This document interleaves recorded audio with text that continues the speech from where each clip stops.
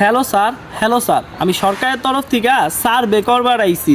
যারা মেলা গরিব হত দরিদ্র, দুই বেলা ঠিক মতো খাইবার পারে না, ঘরে বাতি নাই, মোমবাতি জ্বালায়া থাকে, আর খিদা লাগলে সেই মোমবাতি চাবায় খায়, কুত্তা আগে না খিদা লাগবে ডরে।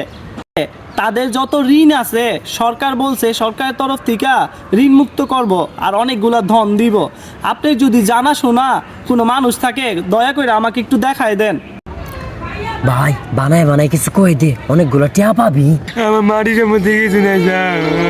আমার একটা বাড়িও ছিল স্যার, এটা 2 লাখ টাকা বন্ধক রাখছে স্যার।